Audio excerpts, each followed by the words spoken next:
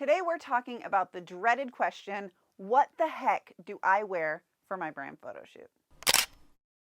In this video, I'm going to give you some general guidelines to follow when it comes to choosing outfits for your brand photo shoot. I'm also going to give you specific outfit ideas. To be clear, I am not a personal stylist and I don't even consider myself a person with much style. However, I have done quite a few brand photo shoots and know a thing or two about what looks good on camera. I also know that brand photos have the power to show you a higher version of yourself. So dressing the part can really help you step into that next level of you. So let's get into it. Rule number 1. Rules? Ew, I hate rules. Rules were made to be broken, so we can't call these rules. Most important thing number 1, you have to feel good about what you're wearing. If you're wearing something that's out of the ordinary or doesn't feel like you, you're going to feel uncomfortable. And if you feel uncomfortable, that's going to come across in your photos. This doesn't mean you can't experiment with a fun outfit you would normally wear, but if you're going to do that, I highly recommend parading around in it for a few hours to make sure you feel good in it. Next, you need to think about colors. What are your brand colors? If you don't have an official color palette for your business, you need to get one. Look at the colors on your website. Look at the colors on the graphics you use on social media. We want to make sure that the colors you wear in your brand shoot are cohesive with your overall brand visuals. If you have more of a neutral color palette or you like more earthy tones, then wearing a raging hot pink dress might not really make sense. Speaking of bright colors, you do need to be careful about wearing them. Bright oranges are really difficult to get right in editing, and super bright neon colors can actually cast a color on your skin and the other surfaces around you. This doesn't mean that they're completely out. You just need to be mindful and aware that this happens. When it comes to color, you also want to make sure that what you're wearing complements your backdrop. You don't want to wear all black on a black couch in front of a black wall. You may want to avoid wearing green if you're in a garden. And when it comes to location, make sure that the outfit makes sense. Sitting by a pool in boots and a sweater doesn't really make sense. Wearing a bikini in a library also doesn't make sense unless you have a very specific reason for doing so. Then by all means, make a statement, break the rules. The last thing to think about when it comes to color is the color of your nails.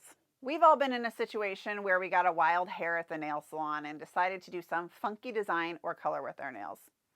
Trust me when I say, you do not want to be stuck with random nails living on forever in your brand photos. Go with something that is on brand. For example, 99% of the time, my nails are either going to be hot pink or rainbow colored. As with everything color related, when in doubt, stick to something neutral that doesn't stand out. Now let's talk about the fit of clothing. No matter what size you are, wearing clothing that is more form-fitting will always be more flattering than clothing that's loose. I love wearing oversized t-shirts and flowy dresses, but they can actually make you look like a big blob in photos. And yes, I'm speaking from experience. I used to coach cheerleading, and one time I wore this super cute sweater with big bell arms to a cheer competition. While we were taking photos with our trophies after the event, I popped my hand on my hip and that bell sleeve draped down and completely eliminated my waistline, but not in a good way. I somehow looked 100+ pounds heavier than I was in real life, and it was all the big sleeve's fault. It was laughable because it was so shocking and unreal, but if I had paid money for those photos, I would have been very unhappy. If you do choose to wear a flowy top, make sure you're wearing something more form-fitting on the bottom or tuck it in to give yourself more of a shape. If you're wearing something flowy on the bottom, go for something more fitted up top. Put your outfits on and look at yourself in a full-length mirror. Move your body, sit down, stand up, throw your hand on your waist. Make sure the outfit moves well and is actually flattering. Also, make sure that you can physically move in the outfit without having to adjust over and over again. Also, avoid tiny stripes. Stripes in general can be unflattering, but thin stripes and other tiny patterns can cause the camera to act weird and create a moire effect, which is a pattern that fights with the sensor chip inside the camera and results in some funky, weird, uninvited pattern. Just don't wear things like that. Another thing to keep in mind with bold patterns is in general, they are very noticeable. And what I mean by that is that if you wear a dress that really stands out, people will notice a lot more if you post photos of yourself in that same dress over and over again. This doesn't mean that you shouldn't wear a bold dress, just don't go overboard and take a million photos in it. You also want to avoid logos and brand names because these photos are to promote your business, not theirs. Another great way to make your outfits go further is with layers and accessories. Throw on a cardigan or jacket, add some glasses or a bold necklace. Swap out your shoes or your earrings. Throw on a hat. These are all ways to make the same outfit look different. Also keep in mind that your photos will likely be used all year round.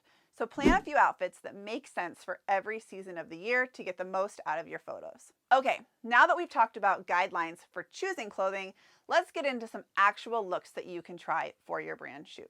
The first outfit idea is something simple, classic, and timeless. Think like jeans and a white t-shirt, something that will never go out of style and that you can use forever. The next idea is jeans and a graphic t-shirt. This is a way that you can make a statement, show more of your personality, or just show that you're more down to earth. The next outfit idea is work from home. This could be yoga pants, this could be sweatpants, this could be jean shorts, this could be workout clothes, whatever you wear when you're working from home. I do recommend maybe taking it up a notch and doing the nicer, cleaner version of what you wear at home, because I don't know about you, sometimes I literally work at home in my pajamas all day, but yeah. The next idea is what you would wear to a client meeting. This could be in person or on Zoom, but either way, having photos in the kind of outfit that you would wear to a meeting helps your clients have a better idea of what you're going to show up looking like. The next outfit idea is what you look like when you're actually working. For me, when I go to client meetings or networking events, I tend to wear bright pink and things like that. When I'm working, because of the color casting I mentioned earlier, I always dress in all black. And I'm not talking about work from home. I'm talking about what you're wearing when you're working, doing the job that people are paying you to do. The next outfit idea is to wear something flowy and fun.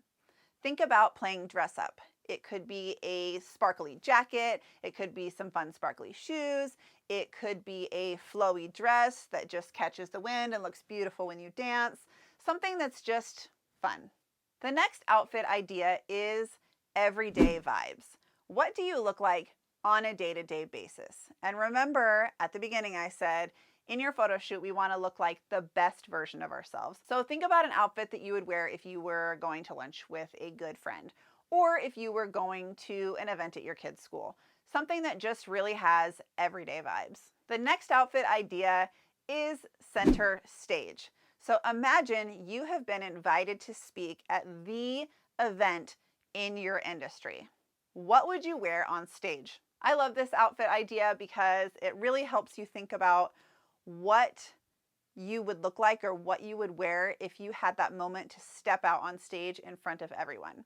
And if you're an introvert, I get it. Maybe that idea is scary, so maybe you skip this one, or think about what your center stage moment would be like. What would you wear on your most perfect day if you were meeting or speaking in front of or showing up as the best version of yourself? The last outfit idea is to wear something seasonal. This could be a sweater, this could be boots, this could be a swimsuit.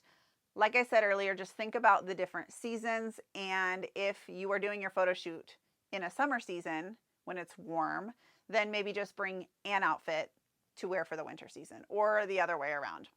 Also, keep in mind of your brand vibe and where you live. For me, boots and sweaters aren't really my brand. Even when I lived in the Pacific Northwest and it was cold and rainy 9 months out of the year, I still chose to do my brand photos wearing fun, tropical, bright things that had Arizona, Southern California, palm tree, beach vibe, because that's my brand. And in case you were wondering, your brand doesn't necessarily have to match where you live.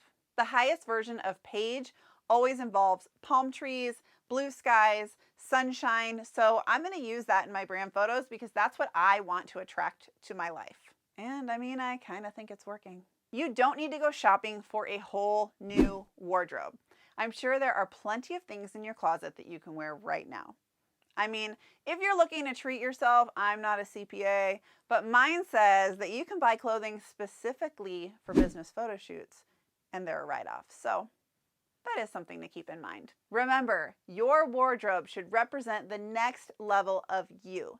Think about who you want to become, who you want to attract, and show up dressed to impress on your brand photo shoot day. If you like this video, hit that like button and don't forget to subscribe and hit the bell so you get notifications when I put out new videos. In the comments below, let me know if you found this video helpful, and I will see you next time.